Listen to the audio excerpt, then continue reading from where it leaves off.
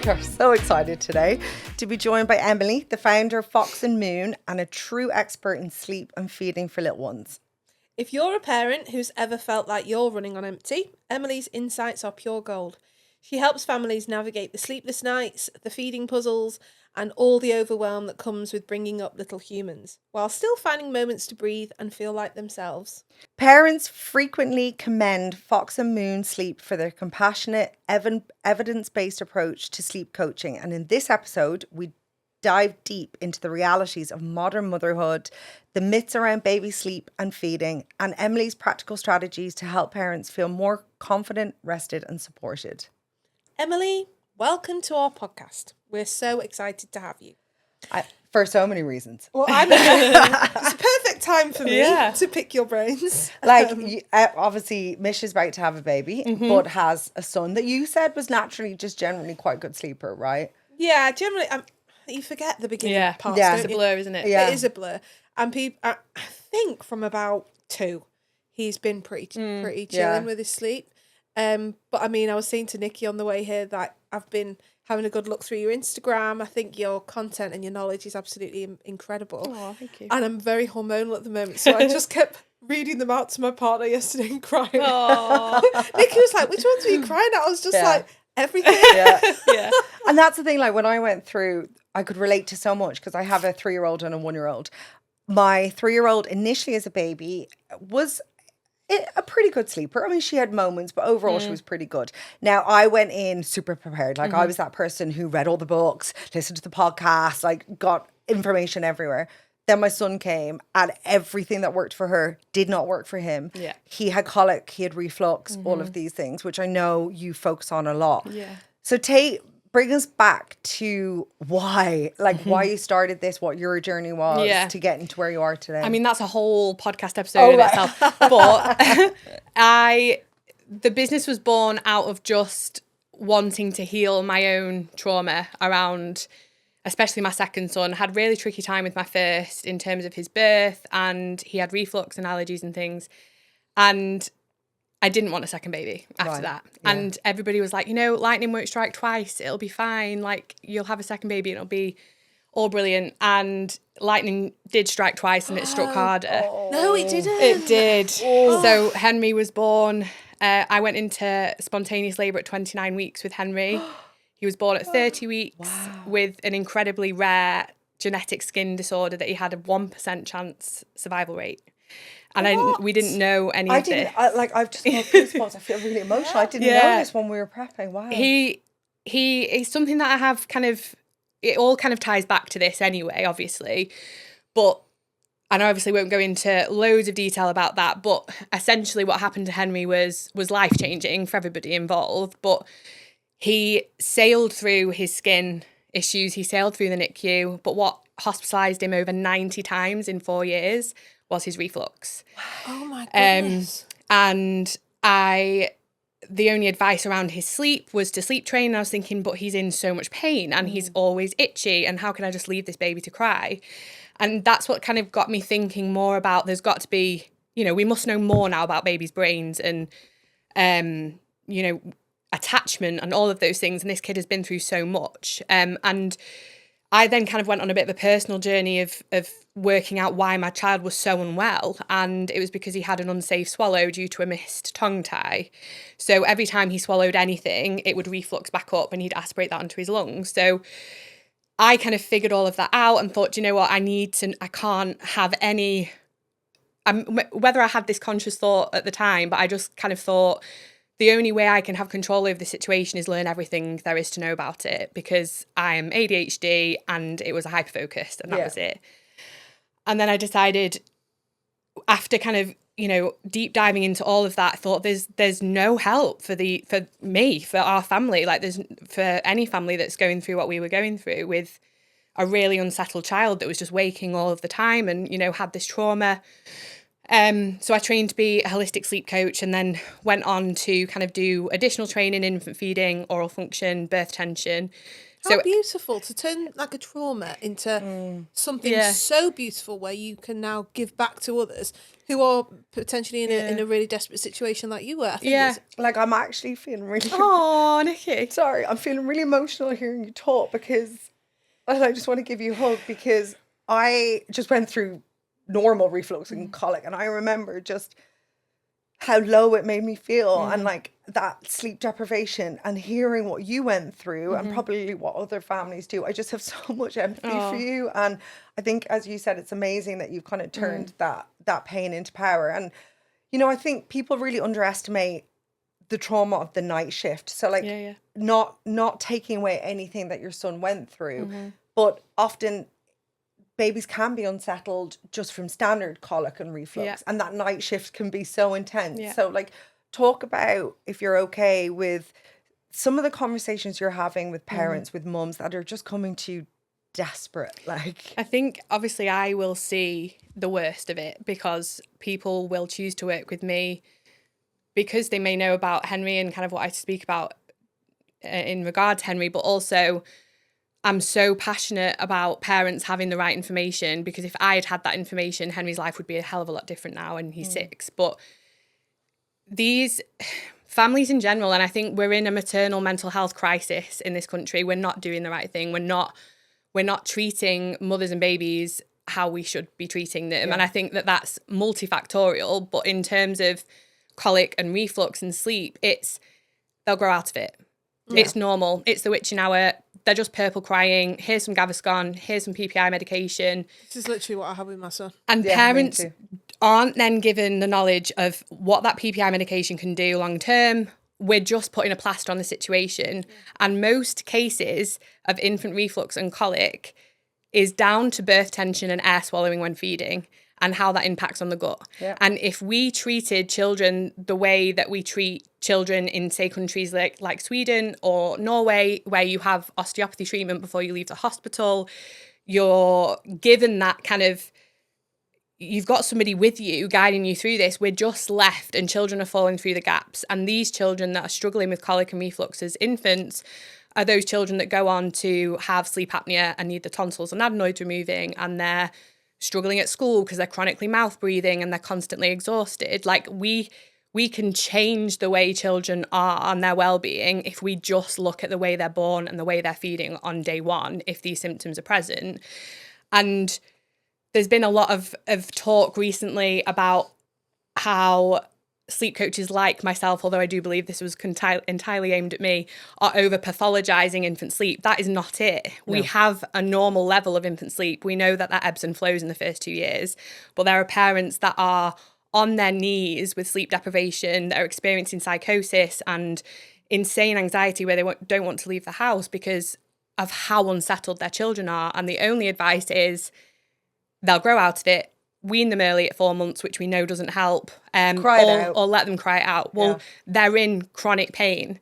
And for a mother who, you know, is in absolute desperation mode, you're going to try that. Or you might go the other way and think, I physically cannot do that. My instincts are telling me that isn't the right thing to do. So what is the other alternative? And it's a vicious cycle. And and I it's think a crisis. Yeah, and I think we know as a parent, right? Yes, of course, kids have unsettled times, they have regressions, etc. But you know as a parent often when there is something not right, or what you're basically saying is just go to the right people, or the NHS potentially needs to be trained, because my understanding from friends of mine who are in the medical field, they get like 5 minutes on tongue tie to see early if there's an issue. Now, a friend of mine saved me because when I had Al, I just voice noted her, and there was some areas she was struggling at the beginning. And it was the first time I'd ever heard about bringing a baby to an osteopath. So she talked about this cranial osteopath who I brought Al to, and she was the one who recognized a tongue tie. We dealt with it immediately. I mean, that wasn't easy, like the lifts and stuff. The tongue tie itself was fine. Everything changed overnight. She was settled. So when Sebi came, the NHS were like, no. And I just knew. And again, when he had a significant tongue tie, and it helped him. But what he had that my daughter didn't have was this tension you talk about. So they were saying, like, imagine if a baby's in the womb and they're scrunched up and they're holding tight for 9-10 months, they're going to hold on to that tension. And when you hold tension, you hold it in your jaw, and then that affects your tongue mobility. So his recovery from the tongue tie wasn't as easy. We ended up having to get it done twice. So I just learned more about the importance of keeping up the osteo for him. And all of these things were game changing. And I don't ever remember anybody talking about tongue tie when my kids, because I had kids pretty years after most of my friends. Yeah. And this is the thing, is that it's all well and good being a parent that has that instinct. And I would say, going back to your question about, you know, what are parents saying? It's, my instinct feels like something's off and I don't know what that is, and I'm being told everything's fine. Yeah. The problem with our healthcare service, and it isn't the fault of professionals, it's just the funding and the training and the knowledge, because it's evolving all of the time. But we shouldn't be cutting a tongue without dealing with body tension and oral function tension first. So osteopath, oral exercises, then a division, then continuing with exercises. If, you know, there's cases where ties are so severe that a baby can't feed, okay, we have to address that. But we're not... People think the term holistic is woo-woo and kind of all natural. It's just taking the whole child into consideration in this case and connecting the dots. And often I'll work with families that, you know, the baby might be 3 months old, and that's the best time to work with somebody with these issues because they are easily solved. But more often I'm working with families who have had a baby that struggled like that as an infant, that's now a toddler, that's still waking every couple of hours, may have allergies or, you know, low iron, and parents won't know that. They'll just say they're waking up every couple of hours, or they're permanently attached to the breast, they're constantly moving in their sleep, they're sweating. And it's when you connect all of these dots, you can kind of work out the pattern. Yeah, and I think people really do need to understand this, because I did so much research on tongue tie. This is not a quick fix problem. If you don't deal with tongue tie, lots of people live with it, they think healthily for their whole life, right? But for a child, it can affect their speech, it can affect their development of the shape of their face, it can affect, like a friend of mine's 13-year-old son had a tongue tie and it was really affecting him. He played rugby and he couldn't get the mouth guard in properly, and basically the doctor told him he wouldn't be able to snog properly, and he was like, right, fine, I'll do it. Cut it. Yeah, but Mark, like my partner, when we went in, he was talking and the woman went, You've got a tongue tie. Yeah, and she said it's hereditary. It is. And that the next, after babies, the next set of people that are going to get their tongue ties released are elderly people, because there is now a direct correlation with tongue tie putting pressure on your heart health, your breathing health, your sleep apnea. Yeah. Mark's a terrible snorer. Why aren't we given this information? Exactly. It's like, obviously, I'm on the brink of embarking on newborn life again. 8 years was a long time ago.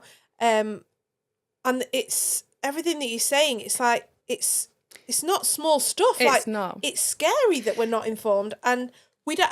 So say for example, you go with your gut and you think there's something wrong. Like, what would be step one to reach out to someone like yourself, or to go down your midwife, or what? It's you really, don't want to get fobbed off. I know, and it's really hard to give an answer to that, because there will be midwives and health visitors that are really clued up and trained on this stuff, but it's not universal, it's not blanket, and everybody's got their own opinion on it. And like you said, it's not a feeding issue, it's a nervous system issue, it's a breathing issue, it's a jaw development, it's teeth development, it's everything. And we know now that there is a massive link between ADHD and tongue tie because of how we're breathing, which makes loads and loads of sense, because if we're tongue tied, we're going to sleep with our mouth open. When we sleep with our mouth open, we're not filtering any of our oxygen that we're breathing overnight through our nose, which we should be doing, which affects our quality of sleep, and the air that we're breathing in is dirty. So when you've been doing that consistently from day one, and you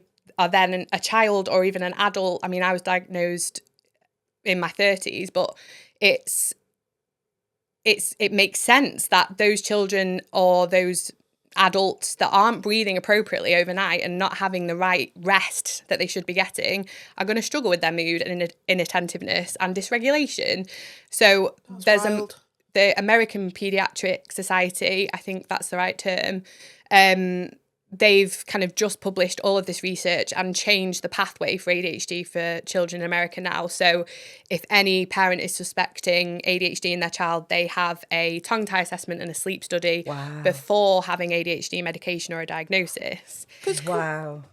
Carry on. So to answer your question in terms of like what you would do, it is really finding the right people. I think that if you have a baby that's really unsettled, they're maybe not feeding very well, their tongue isn't lifting off the floor of the mouth when they're crying and those types of things, their jaw might be a little bit recessed, or they have like their chin maybe pushed back a little bit. They're really unsettled, their shoulders are up by their ears, you can't really see their neck very easily, they've constantly got clenched fists and a bit of a furrowed brow. And you've then had maybe a tricky birth, whether that be very fast, very slow, or forceps, emergency section or a planned section, any type of birth can contribute, but obviously those instrumental births have higher risk factor, is probably to start with an osteopath, because like I said, we need to treat the body, we need to treat the fascia system, because our tongue is the gateway of our fascia. And if fascia is tight in any part of our body, it's going to be impacting on our tongue. So babies can have all of the signs and symptoms of tongue tie, but it could just be tension. But you cannot have a tongue tie without the tension, but you can have tension without the tongue tie. My osteopath, and we'll give some recommendations. I mean, Emily, you can give us some of yours. I have an amazing woman who we use, and she said that actually you can reverse, in inverted commas, tongue tie, because it's actually just tension in jaw. So say a lot of reflux, you were saying, obviously is linked to tongue tie, but often it might not be, right? It could be a lactose intolerance. It could be, and this is where I struggled a little bit, was a cow's milk intolerance. And then you get told, actually only 1% of people have cow's milk intolerance. It's probably lactose. I did notice if I reduced the lactose with both my kids, there was a difference. So how do you recognize, you've talked through kind of recognizing tension for tongue tie. How do you recognize just general reflux, digestive issues that should be It's looked at? It depending on the symptoms and the child's age. I think that if you've got a baby that has reflux and colicky symptoms, they are experiencing signs of birth tension, and they're maybe clicking on the bottle, they've got a really shallow latch, you can hear them gulping air. Always start with the birth tension and oral function stuff. Right. But what can happen is if that, and this is happening a lot, is that's, we're not educated on that, as we've been saying, and it kind of goes missed. Those reflux symptoms can then start to kind of manifest into things like very frequent night waking, constipation, lots of different things. And there's hundreds of reasons for reflux. But when we're talking about babies and children, it is more often tension and air swallowing related, or an allergy or intolerance to something, or antibiotic exposure from birth. But the children that are born in high intervention births are often those that will be put on an antibiotic, whether that be prophylactically or because they have an infection because of maybe a birth intervention. They're then going to be exposed to antibiotics, already be having this birth tension, potentially struggling with feeding. And they're the perfect recipe for those children to then go on and develop intolerances and allergies that will then exacerbate the reflux. So there are differences in symptoms. If I'm working with a 6-month-old baby who has no signs of birth tension, or maybe there was and that's all kind of been resolved, but they're covered in eczema, they're having mucousy poos, they are really, projectile vomiting after drinking or eating something, then yes, we might go more down the allergy route. How do you go down that route? Because I was told allergy tests were a waste of time. They are a bit. And then I have friends who are breastfeeding and they all just give up dairy and milk. Do you recommend that, or what's your approach around that? I mean, you have to be really careful, because you can't just cut out a large food group without guidance from a healthcare professional. But what we're told again in the NHS is that we need to be dairy-free for 3 months for it to work. Well, it leaves our body 8 hours after exposure, so we don't need to do 3 months. A week is fine. And if we're kind of trialing and erroring things around that, a week is safe enough to do. So if your baby is formula fed, you would maybe go and ask for a hydrolyzed formula, but that's always the first step, but it still contains proteins, cow's milk protein.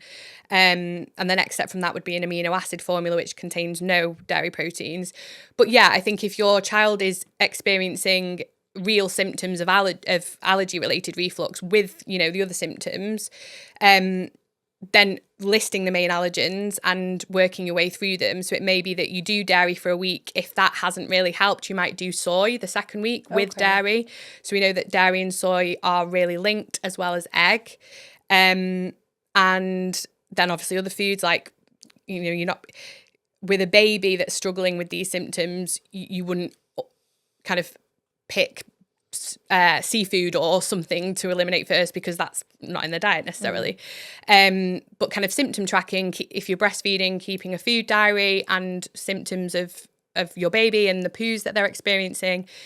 But I think what we're forgetting is that sometimes symptoms of real gut discomfort can just look like very frequent night waking, inconsistent bowel movements, kind of not opening the bowels every day. We need to see a poo every day, regardless of whether they're breastfed or formula fed. And I know that I was told in the early days, oh, they've gone 7 days without a poo, but they're breastfed, so that's fine. There's not as much waste with breastfeeding. Sebby went often 10 days. Yeah, it's not normal. Yeah. They need like little baby sanctuaries, you know, for when they're born. I know. And then we all go into these little tents and huts. That's and my then we dream. Then is we my have dream. people Well, like if you yourself that think come about it- around for weeks that just take care of assess and everybody. But take that's care. what happens in other countries. It is. Like in like Southeast Asia and Japan, all these areas. hotels. And I actually was getting my nails done the other day, and I heard a woman, I'm not sure where she was from. I think, she was from Vietnam. She was saying that when the baby is born, everybody else looks after the baby, so you can recover. Now you feed, and then they take the baby and they do everything else, and you basically stay in bed for 40 days. And that is how it was done. Like, you literally had your village. And your baby gets like this little Yeah. MOT. Yeah. And how do you, like, so I was that parent where until I just sat down and was like, I can't do this anymore, and listened to some really smart people and built a plan, I was that parent furiously Googling and Amazon shopping at 2 a.m. And like, I still find bottles of Coleaf, Infocol everywhere. I mean, like I wish, and I was lucky enough that I got there sooner, but for the amount of money I spent on all that, you're better off just going to a lactation consultant, a feeding consultant like yourself, an osteopath, whatever. Do any of those products actually work? Nope. Okay. Parents stop buying them. Coleaf is one that, so Coleaf's job is to make lactose easily digestible. It kind of breaks down the lactose in milk. So yeah, it could, you know, formula and cow's milk, it's a lot to digest, you know, for even with babies that may not be struggling with it. So that's the only one that has some evidence behind it. Infocol and gripe water. I used it all. I used it all. Gripe water had alcohol in it up until a few years ago, and Infocol. Like aniseed. Yeah, So is it's like that a basically minty. the only reason it worked? Probably. Back in the day, because you were Yeah. your kids being passed out. And I mean, I'm Irish. It was real. Put a bit of whiskey Yeah. in. Put a bit of whiskey in, they'll be grand. Knock them out. and Infocol contains orange extract, and you don't want to be giving your baby any kind of acidic Acid, yeah. when they're mental. acidic. Like, That's crazy. I mean, I feel like we could have a whole episode on the feeding bit. So say then you have these parents coming to you, they're at their wits' end. I imagine by the time they come to you, they're absolutely, and people should never underestimate the load, the mental load it takes on people. I mean, I was crying earlier because I remember just how awful that sleep deprivation is, not just on you, but it affects your relationship, it affects your confidence, it affects your patience with your other kids, everything, right? So we shouldn't just say put up with it. They come to you, you've gone through the feeding situation, and now you give them a plan around the sleep. Sleep training in inverted commas is quite a controversial topic. There is the olden days. I remember everyone talking about Gina Ford and like it has to be routine and let them cry it out and etc. etc. I mean, what's your approach for sleep training? So I think when I say sleep training, I mean traditional teaching a baby to self-settle. So there's a few things. Obviously, sleep training only became a thing when the Industrial Revolution happened and women were forced back in work. So this doctor just came along and said, this is what we're going to do, guys. We're going to leave our babies to cry. Stop sharing beds with them, stop sharing rooms with them, which was the norm, and it still is in Western society, but it was our norm too, because they shouldn't be sharing our dirty air and all of these things. It was just a massive kind of answer to mums have got to go back to work now, and this is how we're going to get babies to comply with that, because we can't have tired parents. And for some reason we've just not moved on from that. And teaching self-settling is my biggest bugbear, because we need our prefrontal cortex to be fully developed so to self-regulate, and that isn't fully developed till we're 25, even 30 in some people. And in neurodiverse adults, 35, 40 does that prefrontal cortex not develop. So we're expecting babies who have very underdeveloped brains. Makes me so cross. It makes me cross too, and it makes me like Sad. I know that we said about we talked about this kind of before the podcast, but this isn't about judging or shaming people for sleep training. You know, it's the main narrative. We go to our GP, we go to our health visitor. Oh, well, they're too attached to you. They're too dependent on you. You shouldn't be responding to them. And I sleep trained my now 10-year-old, and it got to night 3 and everything in my body was saying, this is awful, and he's not getting it, and he's not falling asleep, and I don't know what to do. But I'm a failure if I go in and pick him up. And that makes me angry that I felt like that, that I was responsible for how my child slept.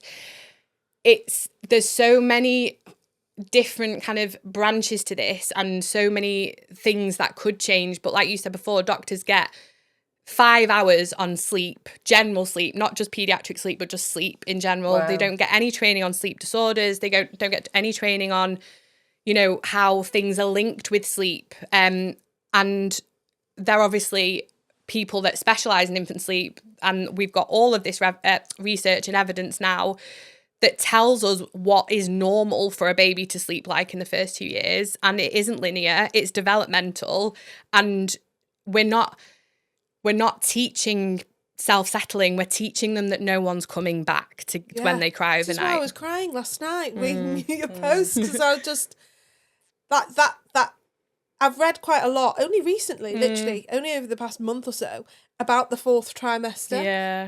And it's mad how different of a parent I think I'm going to be to my daughter than I probably was to my son, because it was different information. Yeah. Are you seeing more of a progression in regards to the amount of information people are taking in, and then probably you're seeing more of what you want to see in people's homes? Yeah, definitely. And it's hard to answer that kind of, because obviously people will choose to work with me because of what I'm saying, I guess, as well. Yeah. So people align with that. Already. But I about 18 months ago wrote a course to teach people how to be a sleep coach in the capacity that I am. And I've been overwhelmed with the amount of midwives and health visitors that have wanted to do that course. Amazing. Yeah. And that, you know, I tried for years and years and years just to have meetings with people that could have some influence within the NHS, like run free infant feeding groups in my local GP practice. And I was just met with red tape. And the amount of sleep coaching courses I've done, and I thought there's nobody actually talking about this bit. Yeah. And tangible things that people, you know, like myself or want to kind of help families in this capacity can actually do for these families. So yeah, and hearing from those midwives and health visitors about the actual training they get, and that they get kind of A4 sheets of printouts in their little bag that they take around to give to families that just say, leave the room for a minute, go in, shush them. Leave the room for 2 minutes, go in, shush them. And that is it. That's the advice. So, and it would be good to give some practical advice to parents. Yeah. So I did that. So I don't think sometimes there's a right or wrong. Like, I got a lot of information, and then I realized I couldn't do any of it right to the letter. So I took bits of information that I felt comfortable with in all the books, and I made my own thing. So a couple of key things that worked for me, and I'm going to say only for me because it's very different. like for Al, for example, I very much worked on the idea of I woke her up at the same time every day, so I could understand her rhythm. Yep. I really watched her wake windows, so I realized early on that she was overtired so much at the time. She might have only been awake 20 minutes. I wasn't recognizing them quick enough, so I really tuned into her, and when I tuned in and let her sleep when she needed to sleep, things got much better. Comforter, I've given her comforter from the very beginning, always had a muslin, like the warmth. As they got a bit older, that big nap in the day, I did try and do at home, like with white noise and blackout blinds. I know some people it's not feasible. When it came to the crying bit, I really struggled with my son, and it got to a point where I couldn't get him off the boob at all, but I was at the end of the line. Like I could never get a break because he wouldn't take a bottle. My daughter breastfed and took the bottle, and he couldn't take the bottle because of the mobility and the latch and everything you talked about. That was the game changer. Working all of that was the game changer, but we did have to work on some behavioral things. So we did sleep training or sleep coaching, where I would go in and Pat leave the room, and we would leave it. And I was saying to you in the car, I think the longest we left it was for about 5 minutes, and that 5 minutes felt horrendous. It felt like an hour, and I literally was like crawling to try and get back in the room, and Mark was like, just leave it, That's just so leave hard. it. And it is so hard, but it did work for us because he copped on quite soon that we were coming in to reassure him, we were letting him know we were there, but he just couldn't sleep on top of me and me being awake every 45 minutes anymore. It just didn't work. So would you say don't do that, or do that? Like, what practical measures do you give parents to sleep coach? It's really, it's giving them the education around sleep. So what you just described around waking at the same time and keeping an eye on wake windows, that's just being aware of how sleep works. Right. And I think but we're not told that information, you know, so kind of waking them up at the same time every day does set their circadian rhythm. Yeah. Wake windows aren't evidence-based in terms of every 6-month-old will only have 2.5 hours of awake time before their nap.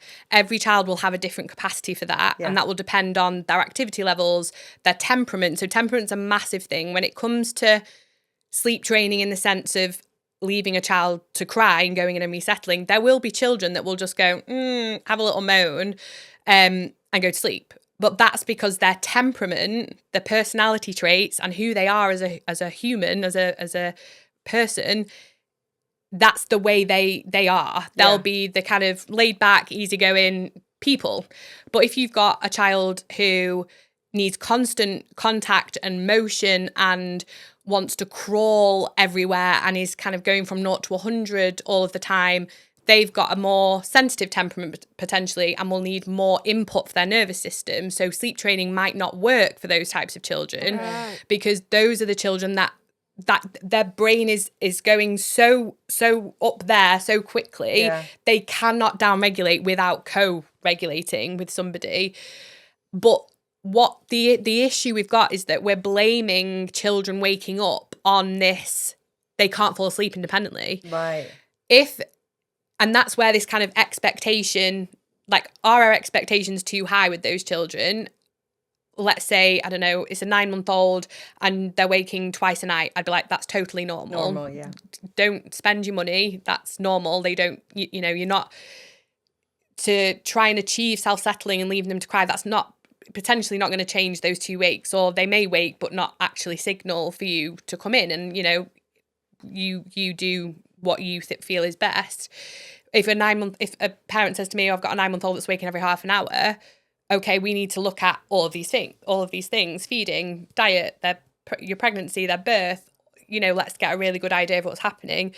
But the tangible things that you can be doing, I say to everybody, is to keep a sleep diary for a week. Yeah. Like, depending on the age of your child, because up until 4 months, sleep's going to be sporadic. It's a bit of a shit show. Yeah, and it's just not worth tracking because that's all you'll do is just write everything, and it just won't show us anything.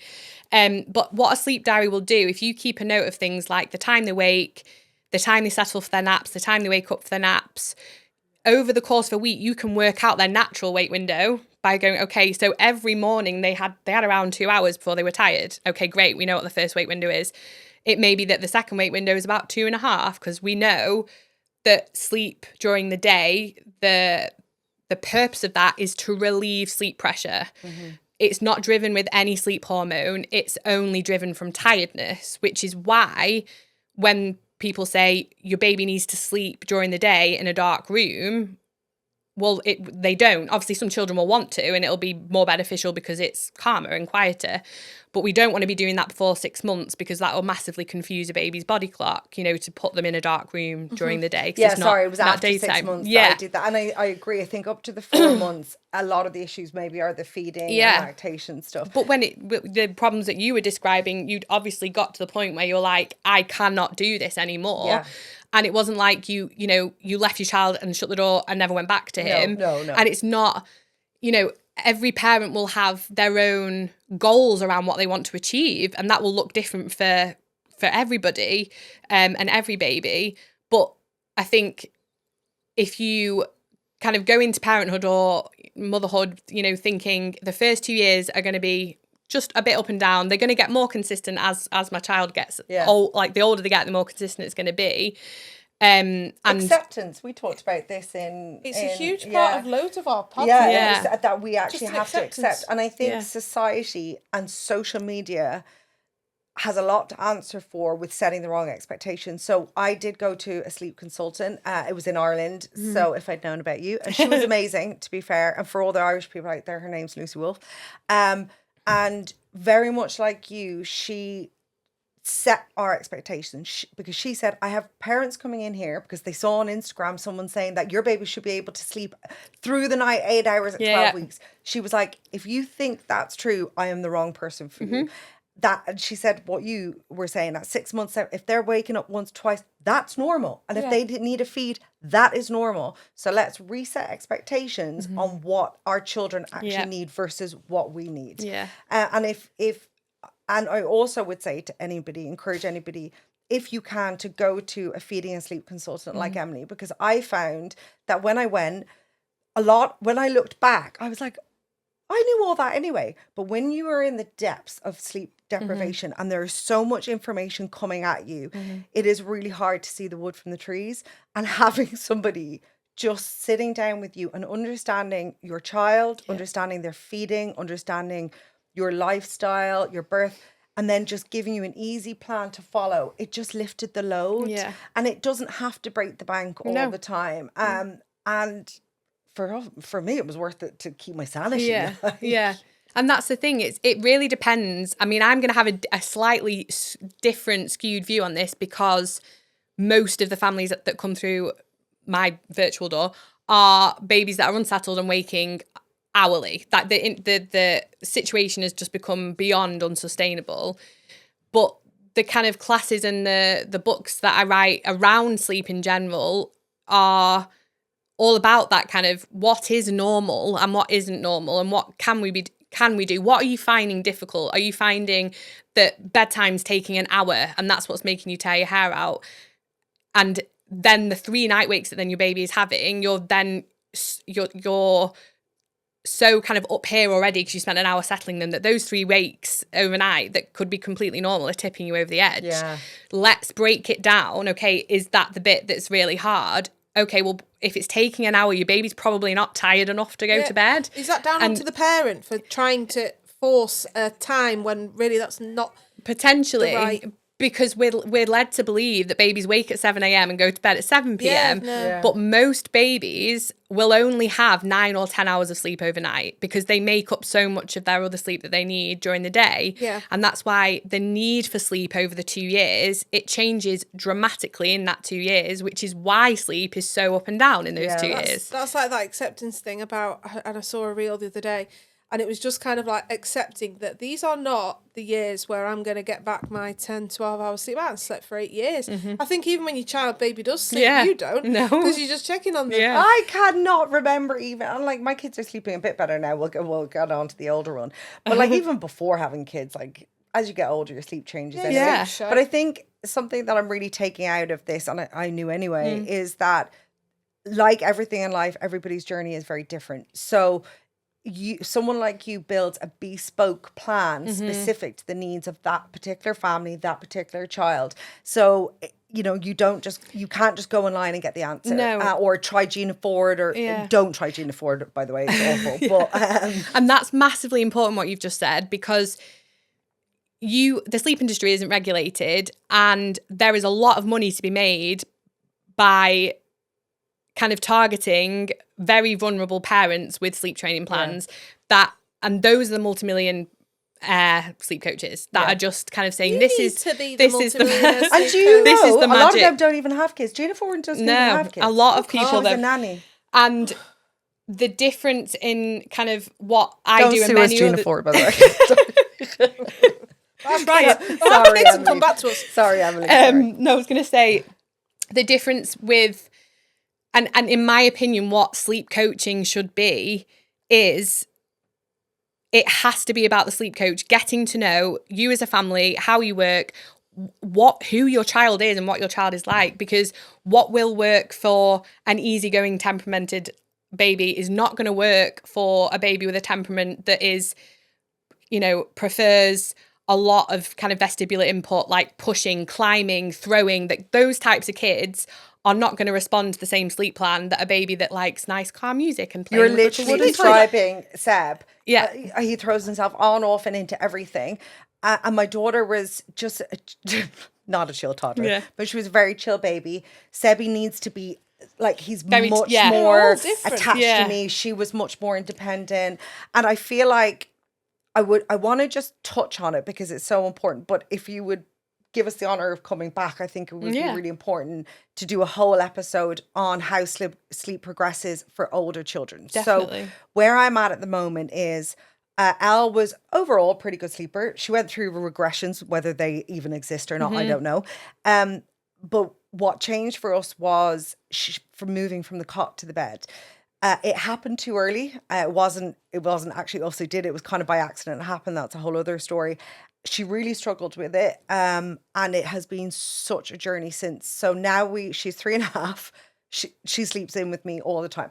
And what started as every couple of nights then became every night. We tried the walking back, but we were in the midst of dealing with all the sleep stuff with Sebby. So we're just surviving, right? And the level of her tantrums and her anxiety and the screaming in the middle of the night was just not worth it. So we've just kind of resigned ourselves to it.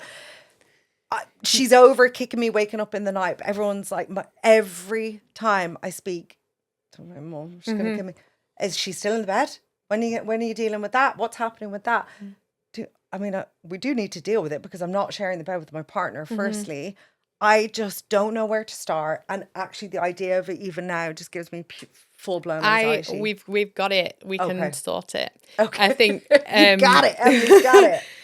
It's at this age, it's about not giving them any other reason to be more anxious about. So, but there are very clever, tangible ways in which we can do that achieves your goals and doesn't make her any more upset. And I think at this age as well, they go through their final attachment phase to their parents. Right. So that's probably what's triggered, like the moving into the bed, maybe coinciding with this developmental stuff, has been like a bit of a recipe for this to happen. But is she sleeping soundly when she's in with you? Yeah, I mean, it's so funny. Was it you I was telling? Mark calls her my backpack because we have a Super King, and I literally had the worst night's sleep because I'm right at the edge. Because if I move, even if she's fast asleep, she senses I've moved, so she moves like closer and closer. And when Mark comes into us sometimes to check if he's like going to London early, he says she's like sitting up on my back, like holding my shoulders, and she looks like my little backpack. And she is my shadow. This girl is like, mama is her best friend. She chose you. And she did choose me. And I love her. And I have definitely leaned into it a little bit more, and we are sleeping a little bit better. But at the same time, I harbor guilt because I feel bad for my relationship. And, you know, Mark and I are doing other things to work through that. And we're trying to do date nights and get a night away. And she is very good. Like, I can leave and go away for the night. But someone else has to sleep in the bed with her. I just don't really know what to do. I just don't know what to do. And I feel like you said attachment, like we'll get it. But next year she starts school. So that's going to be an adjustment. Having Sebby was an adjustment. do I just leave it and she'll just I feel like eventually we grow need to out just of buy it? all of your books. Yeah. She definitely would. If you did nothing, there would be a Right. time. But I think that there are things that you can definitely try. Okay. Where could I start? And I feel like we should do a whole episode on older we kids' will. So, sleep, because I think what- it does affect people. Definitely. And we know, and not a lot of people are talking about, like, I've just started work with an 11-year-old, for example. There's lots going on there, but nobody's talking about older children's sleep. Yeah. My 6-year-old still massively struggles with falling asleep, and I still lie with him. People are like, you're a sleep coach. I'm like, yeah, but that doesn't mean that I can't respond to my kid. child and you know. Yeah. So I would be saying recreate your environment that she loves in her own room. So Okay. a double mattress on the floor. Someone else said this to me. great Okay. idea. Okay. And the you're fact you gonna- said it, because I said it to Mark, and he was like, "We are not buying a double bed for a 3.5." She has a perfectly great single bed in And there, but loads of people have said this. You can to get me. these amazing memory foam bumper things that are about that thick, that wide, that go under a fitted sheet so she can't roll off the bed. Okay. And the way you would work it is just practice that she sleeps in there for the first couple of hours at bedtime. In your mind, she does longer than that, brilliant. Right. But what I would suggest you do is you maybe take her to get like a new starlight, like a star projector thing for the ceiling, something new. Okay. Like that's going to be special for that moment. Yeah. And in no language around mummy sleeping in her bed, you're sleeping here. It's mummy and Elle are going to sleep here tonight. Mummy and Elle are going to, you might not do that all night. But if it's her first night, like, she's so bitchy. She's got older sisters, 17 and 19, and like she rules the roost. So she's probably going to get Tally's old room. So I'm like, you're getting the teenager. And she's like, she's skipping around the house. I got your room. I got your room. Now, we haven't done it yet. Yeah. But when we do, do I spend that first couple of nights in the bed with her? Or do we start as we mean to go on and leave her in? And then if she comes out. I would... So what we're trying to do is meet her where she's at and not cause any other anxiety. Okay. So I would be very explicit about the plan with her and say, you don't even need to kind of be like, for the first week, mummy's going to sleep in here with you. I wouldn't even have a conversation around that. I'd just say, mummy and Elle are going to sleep in here and we've got this new special light or whatever it is. Maybe introduce something else. So whilst she's falling asleep, if you don't already listen to a bit of an audiobook or something, there's also an amazing YouTube channel called New Horizons, and it's all mini sleep meditation stories for children. Okay. And they're amazing. They take them on like a little journey, you know, used like to when do we're this in class. Yeah, Oh, and then she'd love that. and then they bring them back into the story, and then they play like this lovely music. Anyway, it's lovely. And then what I would do even after a few nights, if you're saying, when I come to bed, I'm going to come and sleep here.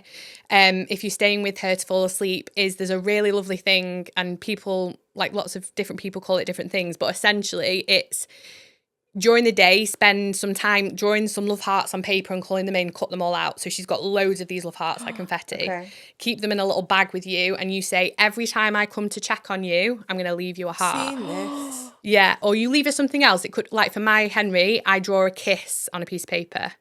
Or some people will put lipstick on and kiss a piece of paper. And then I write him a little note and I'll say, like, I love you. And then when I wake up in the morning, he's written me a little note back that says, I love you too. And I think that's because I tried to do the string thing, but she couldn't see. She literally looked at me. She's like, there's no string. Do you Invisible think? string.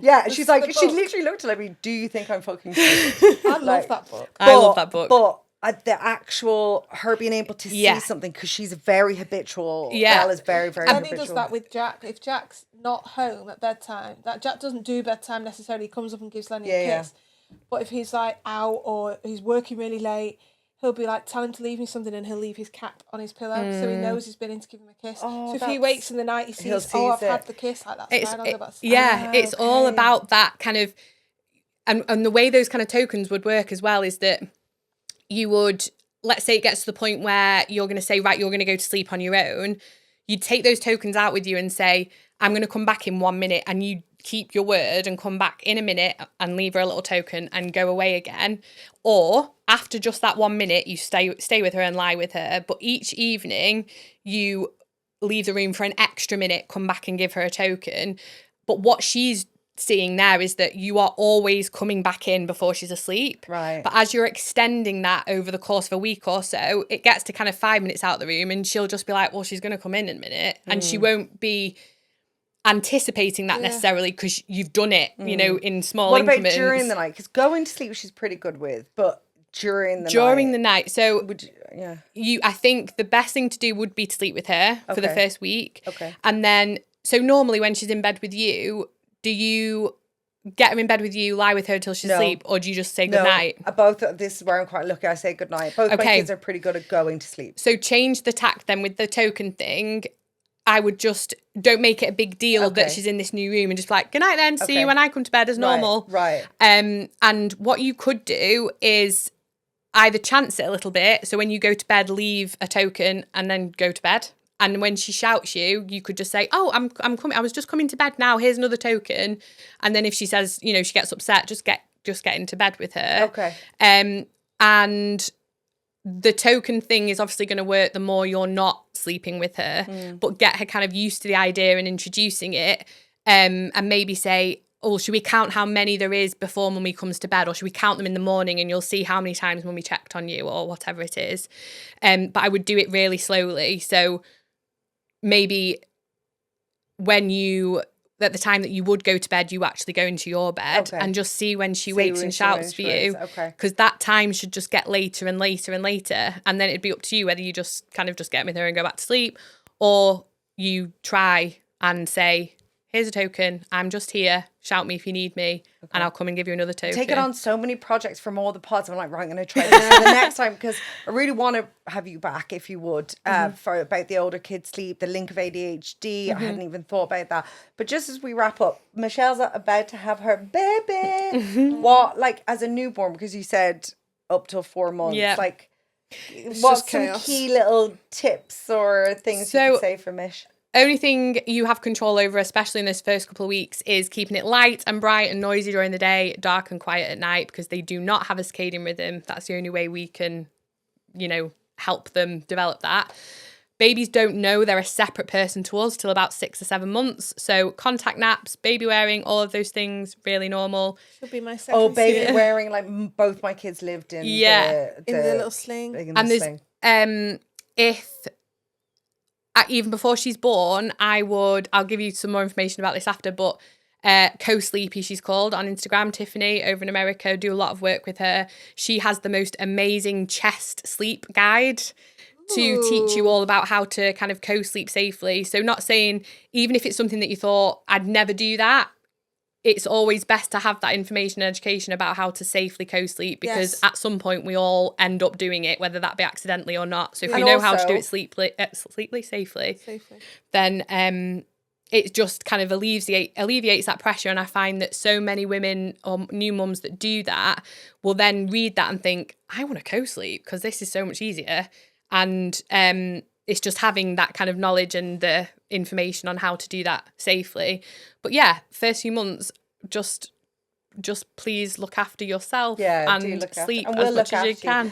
And what we know about co-sleeping is that there's obviously the safe sleep 7. If we follow all of those things and we're doing it safely, the risk of SIDS is no greater than if they were in the cot on their own. Yeah. So I will kind of shout about Tiffany and the work that she's doing, because it is all about that empowering, you know, for parents that just think, I'm not getting any sleep because every time I put them down, they wake up. Okay, let's think about how we can get you all some more sleep. Gosh, I feel like we could be talking talk here forever. I feel like we're definitely gonna see Emily again. For anybody who has any questions, we will be following up on socials. We might do a Q&A, but send your questions into motherloadingpodcast@gmail.com. Send us a DM, and Emily, follow Emily. Yes, follow Emily. Fox and Moon. Love the name, Fox by and the Moon, way. Fox and the Moon. And the Moon. Emily, thank you so much. Thank you so much, Emily. Thank you for having me. Oh.